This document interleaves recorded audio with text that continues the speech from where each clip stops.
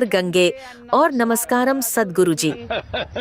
मुझे बहुत खुशी हो रही है कि आप यहाँ हैं कुंभ में और हम 12 महीनों के लंबे अंतराल के बाद मिल रहे हैं। पिछले साल राम मंदिर की प्राण प्रतिष्ठा से पहले मिले थे और अब जनवरी 2025 में हम फिर मिल रहे हैं।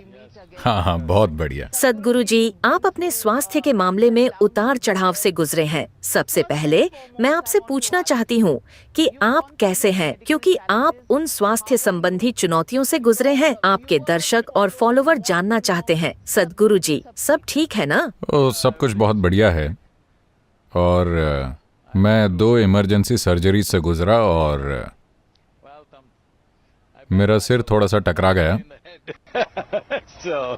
आप बहुत जोर से टकराए थे, क्योंकि जो रिपोर्ट हम सुन रहे थे उनसे पता है हमारी सांस वाकई रुकी हुई थी और हम बहुत चिंतित थे।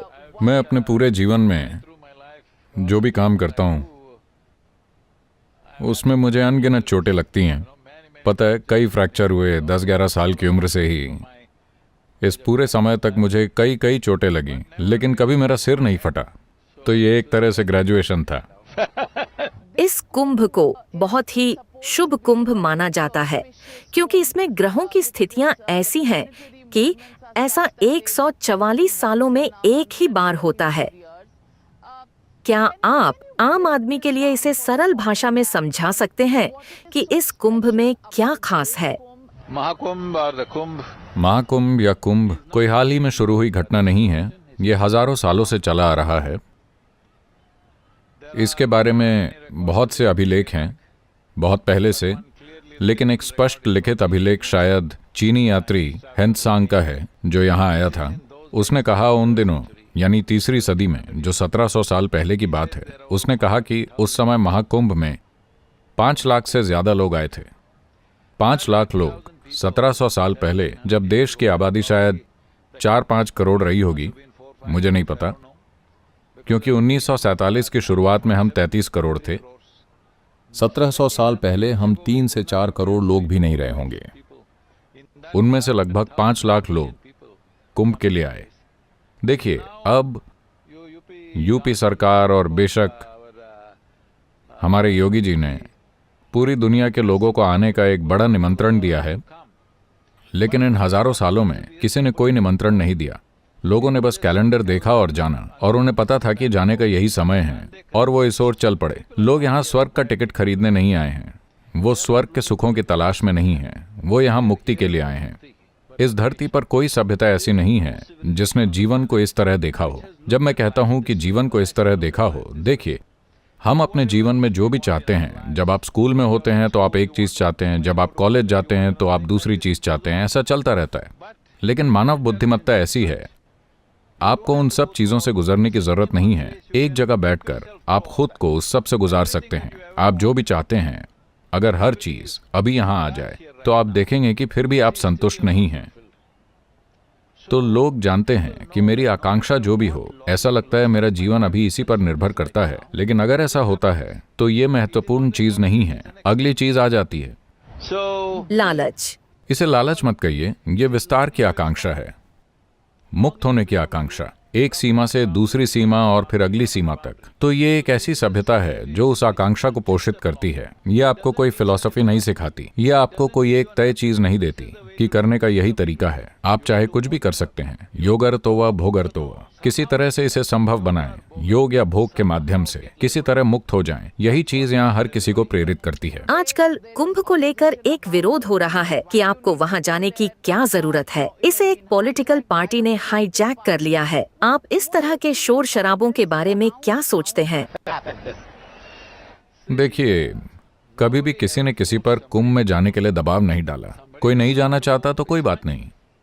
आजादी आप पर थोपी नहीं जा सकती। हम आपको जबरन जेल में बंद कर सकते हैं, हम आप पर आजादी के लिए दबाव नहीं डाल सकते, है ना?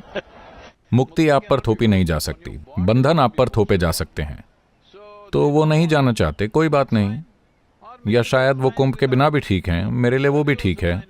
और आप उन्हें क्या कहेंगे जो कहते हैं, राम तेरी गंगा मैली हो गई, अगर पानी अच्छा नहीं है, गंगा अच्छी नहीं है, यमुना अच्छी नहीं है, तो ये निश्चित रूप से उतना अच्छा नहीं है जितना पहले था। हमें इसे बेहतर बनाना होगा। पिछले 4-5 सालों में ये बहुत बेहतर हुआ है क्योंकि 100 से ज़्यादा ट्रीटमेंट प्लांट लगाए गए हैं। जो शहर सीधे अपना सीवेज नदी में डाल रहे थे उन सब को रोक दिया गया है। जो चमड़े के कारखाने गंभीर रूप से प्रदूषण फैला रहे थे उन्हें बंद कर दिया गया है। पिछले 7 सालों में योगी जी ने गंगा के लिए आश्चर्यजनक काम किया है। नमामि गंगे परियोजना जिसकी 4 शाखाएं हैं, उन्होंने इसमें आश्चर्यजनक काम किया है। क्या ये पर्याप्त नहीं है? नहीं, अभी बहुत कुछ किया जाना बाकी है क्योंकि ये बहुत बहुत महत्वपूर्ण है। गंगा बेसिन भारत की 26% भूमि और भारत की 33% कृषि के लिए जिम्मेदार है। अगर आप इसकी रक्षा नहीं करेंगे तो आप देश की रक्षा नहीं कर पाएंगे। हाल ही के लोकसभा चुनावों में पूरा चुनाव सिर्फ इसी पर केंद्रित था। पहला, संविधान खतरे में है। दूसरा, जाति जनगणना होनी चाहिए। क्या आपको लगता है जाति जनगणना भारत के लिए फायदेमंद होगी? अभी देखिए, अभी जाति की भावना के प्रासंगिक होने का एकमात्र कारण आरक्षण है। इस देश में अभी के लिए आरक्षण की आवश्यकता है क्योंकि हमने हजारों साल से आबादी के खास वर्ग के साथ अन्याय किया है। आज भी, हालांकि वो अन्याय काफी कम हुआ है, लेकिन खत्म नहीं हुआ है। ग्रामीण भारत में अभी भी ये व्याप्त है। सदगुरु, लोग यह भी कहते हैं आज की तारीख में कुंभ और ये सब जरूरी नहीं है, रोटी की ज्यादा जरूरत है। आप उन्हें क्या कहेंगे? देखिए, मुझे नहीं पता कि ऐसा किसने कहा। जो कोई भी ऐसा कहता है, तो जो लोग सत्ता में रहे हैं, मैं कह रहा हूं, अगर आप 5 साल या 10 साल या जो भी हो सत्ता में रहें, फिर भी अगर इस देश में लोगों को रोटी नहीं मिलती, तब आपको सोचना चाहिए कि आपने क्या किया। हाल के दिनों में सनातन को बहुत बदनाम किया गया है। सनातन को हर तरह की बीमारियों का नाम दिया गया है। यहाँ एक ऐसी लड़ाई चल रही है कि इस देश में मंदिरों की तलाश में हर एक मस्जिद को खोदा जा रहा है। संभल का मुद्दा तूफान की तरह उठ रहा है। मैं आपसे पूछना चाहती हूँ, क्या आपको लगता है संभल एक महत्वपूर्ण इलाका है? विष्णु के 10वें अवतार को, आपको पता होगा, वहाँ संभल में प्रदर्शित किया जाएगा। खुदाई अभी चल रही है और सदियों पहले जो कहा गया था कि वहाँ 19 कुएं थे, उन्हें खोज लिया गया है। क्या आपको लगता है कि इस सच्चाई को दफना दिया जाना चाहिए और हमेशा के लिए दफन रखना चाहिए? वैसे मैं किसी भी सच्चाई को दफनाने में विश्वास नहीं करता। सत्य आपके लिए या मेरे लिए, वो चाहे जितना भी असुविधाजनक क्यों ना हो, उसे उजागर किया ही जाना चाहिए। क्योंकि यदि आप सत्य को उस तरह से देखने को तैयार नहीं हैं जैसा वो है, तो आप किसी भी ठीक तरीके से अपना भविष्य नहीं बना सकते। आप एक संयोगवश जीवन होंगे, आप एक संयोगवश राष्ट्र होंगे। हम भारत के लिए ऐसा नहीं चाहते। हम चाहते हैं कि भारत सही नींव पर खड़ा हो। सत्य को देखा जाना चाहिए। सत्य के साथ क्या करना है, क्या ये उस पर कदम उठाने लायक है या ये बहुत दूर जा चुका है, क्या करना है उसे हम बाद में तय करेंगे, लेकिन सच्चाई से बचने की कोशिश न करें। और पूजा स्थल अधिनियम के बारे में क्या, जिसे बार बार लाया जाता है? मुझे लगता है कि ये कोई अधिनियम नहीं है, ये देश के खिलाफ किया गया अपराध है। आप मानते हैं ये अपराध है? ये अपराध है। ये सिर्फ मेरा मानना नहीं है। जब आप मुझे बताते हैं कि मैं अपनी किसी समस्या के लिए कानूनी उपाय नहीं ढूंढ सकता, तब मेरा लोकतंत्र कहाँ है?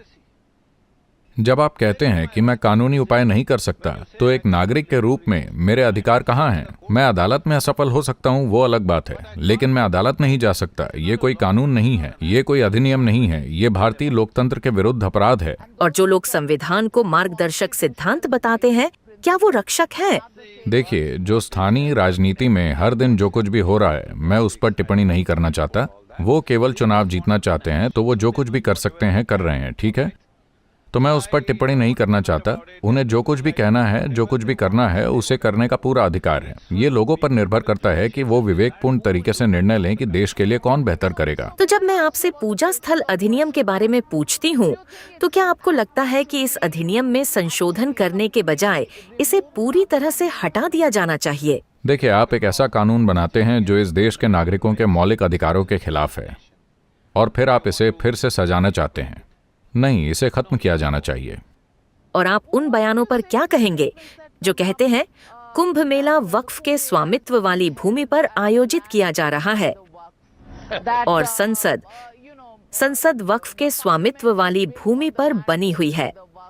देखिए, जैसा कि मैंने कहा, हम दुनिया की 17.6% आबादी हैं और हमारे पास दुनिया की 4% भूमि है। तो भूमि के लिए कंपटीशन है, ठीक है? ये कंपटीशन आपके और मेरे बीच होनी चाहिए। आपको कोई रियल एस्टेट चाहिए, मुझे भी वो रियल एस्टेट चाहिए। हमें इसे व्यावसायिक या कानूनी रूप से लड़ना चाहिए। आप संसद में मेरे पक्ष में या अपने पक्ष में कानून नहीं बना सकते। मैं आपकी जमीन ले सकता हूं और आप मेरी जमीन ले सकते हैं, तो फिर बचता क्या है? सिर्फ एक चीज बचती है, वो है लड़ाई। ऐसा मत करें। तो आप वक्फ कानून के बारे में क्या सोचते हैं? तो ये समझना चाहिए कि कुंभ मेला कई सहस्राब्दियों से चल रहा है। कोई नहीं जानता कि कितने समय से। ये 8 से 10 हजार साल हो सकता है। मैं कह रहा हूं कि आपने इस्लाम की कल्पना की, उससे भी बहुत पहले ये यहां था। तो निश्चित रूप से ये वक्फ नहीं हो सकता। और ये कानून जो भी हों, देखिए, एक बार जब आप भेदभावपूर्ण कानून बना देंगे तो आप गृह युद्ध जैसी स्थिति के लिए मंच तैयार कर देंगे। मैं बहुत सख्त शब्द कह रहा हूं। आज तो ये मुद्दा भी उठाया जा रहा है कि कुंभ में आने वाले लोगों की संख्या के बारे में सबूत होना चाहिए। क्या हम राजनीति को, अखिलेश यादव ने पूछा है, साबित करो कि इतने लोग यहाँ आए हैं। मैं यूपी की राजनीति में नहीं पढ़ना चाहता, क्योंकि मेरे पास आपकी तरह योग्यता नहीं है। मैं यहाँ होने वाली सभी घटनाओं और बातों के बारे में नहीं जानता। मैं बस इतना कह रहा हूँ कि ये 10,000 सालों से भी ज्यादा समय से होता आ रहा है। अब ये बेहतर तरीके से संगठित है, क्योंकि आबादी बढ़ गई है। संख्या 40-50 करोड़ तक जा रही है, ठीक है? 40 करोड़ लोग एक ही जगह पर हैं। अगर आप पर्याप्त सुविधा और संगठन पैदा नहीं करते तो ये एक आपदा होगी।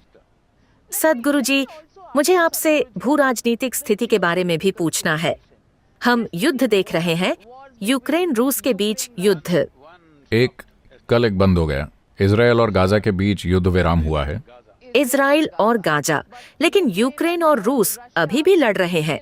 हम बांग्लादेश में भी वही स्थिति देख रहे हैं। बांग्लादेश में युद्ध नहीं है, वो एक अलग स्थिति है। हाँ, वो सत्ता परिवर्तन है, लेकिन देखिए, बांग्लादेश में हिंदुओं को किस तरह से प्रताड़ित किया गया है। हम देख रहे हैं कि पूरा माहौल, पूरी चर्चा और भी भद्दी होती जा रही है। आप इसे आगे कैसे देखते हैं? चर्चा और ज्यादा भद्दी हो रही है, निश्चित रूप से हो रही है। भद्दापन चलन में आ गया है। देखिए, चीजें अपने आप ठीक नहीं होती। आप समस्या के साथ जीना सीख जाते हैं, बस इतना ही। लेकिन जो लोग वहां हैं वो रोजाना आतंक में रहते हैं। पता है, 5 अगस्त से 20 अगस्त तक हिंसा, मंदिर जलाना, घर जलाना, बलात्कार, हत्याओं की, इन सब की 2010 घटनाएं हुई हैं। हम यहां कैसे बैठे रहें और अपनी नाक के नीचे ये सब होने दें? और जिस देश को आपने आजाद कराया, उन्हें हमारे किए के लिए आभारी होना चाहिए था। वो इतिहास बदल रहे हैं, बस यूं ही वो हमारे सामने इतिहास को फिर से लिख रहे हैं। नहीं, मुझे लगता है इसके लिए ज्यादा राजनीतिक दृष्टिकोण की जरूरत है, कार्रवाई की जरूरत है। किसी न किसी तरह इस समस्या को सुलझाना ही होगा। इसके कई तरीके हैं। मैंने पहले ही कुछ तरीके सुझाए हैं जो चर्चा के लिए नहीं हैं, लेकिन कब, किसके साथ? इससे कोई फर्क नहीं आप पड़ता। अभी दिल्ली गए थे और कई महत्वपूर्ण लोगों से मिले मैं हैं। आपसे मिलने आया था, लेकिन आप वहां नहीं थी। तो मैं बिल्कुल वहीं थी, आप ही मुझसे मिलने नहीं आए। आप गृह मंत्री से मिले, आप कानून मंत्री से मिले। आखिर चल क्या रहा था पर्दे के पीछे? नहीं, कुछ नहीं। मैंने कृषि मंत्री से मुलाकात की, कानून मंत्री से नहीं, क्योंकि हम दक्षिण में मृदा नीतियों को लागू करने की कोशिश कर रहे हैं। तो और गृह मंत्री के साथ एक प्रेस रिलीज में कहा गया कि ये आध्यात्मिक चर्चा थी। मैं ठीक जानना चाहती हूँ, कैसी आध्यात्मिक? सभ्यतागत पहलू, जैसे महाकुंभ, महाशिवरात्रि, इस तरह। मैं मुक्ति और ज्ञान की तलाश में हूँ, यहाँ गंगा में, और आप बताने से इनकार नहीं कर सकते। तो वैसे भी बांग्लादेश के बारे में देखिए, असल में व्यक्तिगत रूप से मैं इस धरती पर किसी इंसान के खिलाफ नहीं हूं। हर किसी को जो करना है उसे करने दीजिए, मुझे कोई दिक्कत नहीं है। हर किसी को मुझसे हर हर महादेव कहने की जरूरत नहीं है, वो जो चाहे कह सकते हैं। लेकिन आप जो करते हैं उसे कभी ये ना माने कि वही चरम है और कोई दूसरा जो करता है वो गलत है। इस एक चीज को आपको हटा देना चाहिए, लेकिन इसे हटाया नहीं गया है, इसे हटा देना चाहिए। तो क्या हर कोई जो किसी खास धर्म से जुड़ा है ऐसा ही है? नहीं। मुझे आज ऐसे पवित्र स्थान में आपका ध्यान आकर्षित करने का अनूठा आनंद मिला है। मैं संघर्ष कर रहा हूँ, मैं नदी पर कहीं जाने की कोशिश में संघर्ष कर रहा हूँ, लेकिन मैं आपके साथ लंगर डाले हुए हूँ। लंगर डाले हुए, वैसे नाव चल रही है, और अगर वास्तविक रूप से नहीं तो प्रतीकात्मक रूप से मैं इस नाव का नाविक बनने की कोशिश कर रही हूँ। लेकिन गंगा पर आपसे बातचीत करके, ज्ञान प्राप्त करके मैं सोच रही हूँ कि क्या मैं इसे द्विज कह सकती हूँ, जो मुझे आज वाकई युवा बना देगा। लेकिन ये मेरे लिए एक बिल्कुल ही नया अनुभव है। नमस्कारम, और इस बहुत ही खास एपिसोड में मेरे साथ जुड़ने के लिए आपका बहुत बहुत धन्यवाद। Thank you.